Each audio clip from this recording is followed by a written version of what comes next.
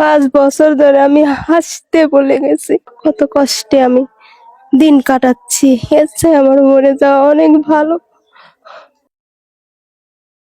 নীলুফার বয়স 18 পেরিয়ে গেলেও এখন পর্যন্ত এভাবেই বসে থাকতে হয় নীলুফাকে। খুব কষ্ট লাগে, সবাই তো হাঁটে, আমি তো হাঁটতে পারিনি। আমার আমার ভিতরে যে কি হয় আর না হয়, আমার অশান্তি লাগে। ভালো থাকলে তো নিজের পায়ে দাঁড়াতাম, কত কিছু করতে পারতাম। আর এখন তো আমি কিছুই করতে পারি না। আমি পেশাব পায়খানা সব কিছুই আমার মাই করে, আমার কোলে নিয়ে যেরকম ছোট মানসিক মানসিক মানুষ করে সেরকম করে মানুষ করে।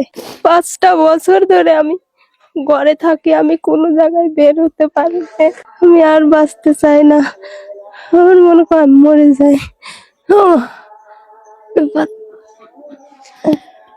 প্রিয় দর্শক, 5টি বছর ধরে মেয়েটা হাসতে ভুলে গেছে। যেদিন থেকে তার শরীরে এত বড় একটা রোগ বাসা বেঁধেছে সেদিন থেকে সে হাসতে ভুলে গেছে।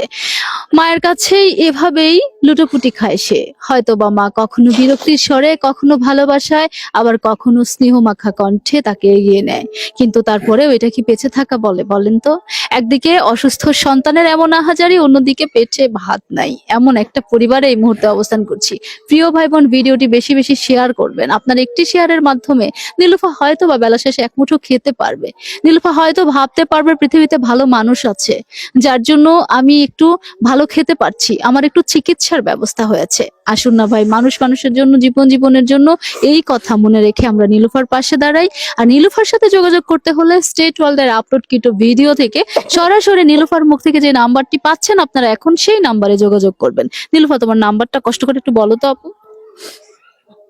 01767357312। প্রিয় দর্শক, নির্দ্বিধায় নিঃসংকোচে এই নম্বরে আপনারা যে কোনো সহযোগিতা পাঠাতে পারবেন। সরাসরি দুস্থ এবং ভুক্তভোগী নীলুফার কাছে পৌঁছাবে আপনাদের সহযোগিতা। আন্টি, বিয়ের উপযুক্ত মেয়েকে কতদিন ধরে এইভাবে টানছেন আপনি? 5 বছর ধরে টানছি। দীর্ঘ 5 বছর? জি। ওর সমস্যাটা কি? সমস্যা সম্পূর্ণ গা ব্যথা, লড়বে পার না, উঠতে পার না, চিকুর ডুক্কর পারে রাত দিন 24 ঘন্টা। ও কি নিজে কিছুই করতে পারে না? জি না, একটা কাজও করতে পারে না। কোন নাইদে বাইরে রূপসান গোসল আসাল মুট আমি দেই, আমি কাপড় চোপড় সম্পূর্ণ জিনিস খাচ্ছি। ও কি জন্ম থেকে এরকম? জি না। কি হয়েছিল?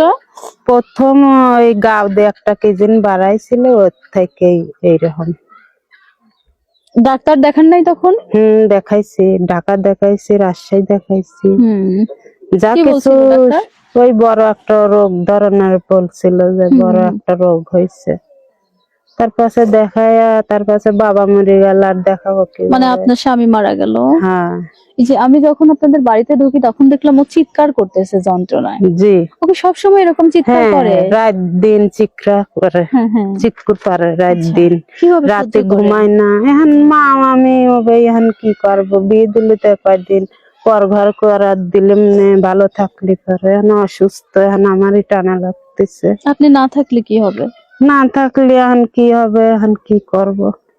বসানোর বোধহয় অনেক কষ্ট হচ্ছে। সে কষ্ট, হাঁটতে পান না, পায়খানা পেশাব কোলে করে নিয়ে যায় যখন না পারে। ছোট্ট বাচ্চার মতো লালন পালন করতে হচ্ছে। পাতাল কোলে করে নিয়ে যায়। আমি তো অসুস্থ। আমি শুনলাম ও নাকি পড়ালেখাও করেছে। জি। কতদূর পর্যন্ত পড়েছিল? 10, ক্লাস 10 পর্যন্ত। তখন কি ও ভালো ছিল? হ্যাঁ, ভালো ছিল। আর 5 জনের মতো স্বাভাবিক ছিল। জি। হঠাৎ করে শরীরে কিছু বের হয়, তো সেখান থেকে ওর শরীরের এই অবস্থা হয়। তাহলে আপনার তো স্বামী মারা গেছে, এখন এই সংসারটা চালায় কে? চালায় ছোট্ট 14 বছরের ছেলে। আহারে, 14 বছরের একটা গেদা বাচ্চা আপনার সংসার চালায়? জি। এখন কি করবো? ওই যা আনে খাই, কতদিন না খায় থাকি, কি করব? এরকম দিনও আসে যে না খেয়েও থাকতে হয়? জি। একদিকে আপনার অসুস্থ মেয়ে যন্ত্রণায় চিৎকার করে, ছোটখাটা করে, অন্যদিকে পেটে ভাত নাই। কিভাবে বেঁচে আছেন?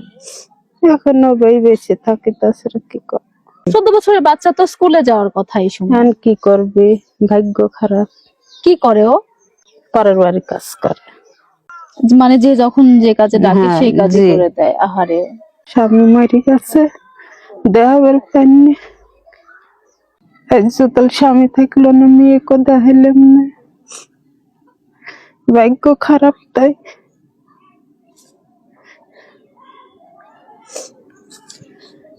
যার পরিবারে হয় সেই বোঝে আসলে এই যন্ত্রণা কি যন্ত্রণা। আর একটা প্রতিবন্ধী বা একটা পঙ্গু মেয়ে যদি, ছেলে মেয়ে যদি ঘরে থাকে তাহলে তারাই বুঝে জীবন কত কঠিন। প্রিয় দর্শক, এই যে বাড়িটাতে দেখতে পাচ্ছেন, এই বাড়িটাতে বেশ কয়েকজন কিন্তু খানেওয়ালা, কিন্তু 14 বছরের ছোট্ট একটা ছেলে ইনকাম করছে, সেই ইনকামের উপর দিয়ে চলছে তাদের সংসার।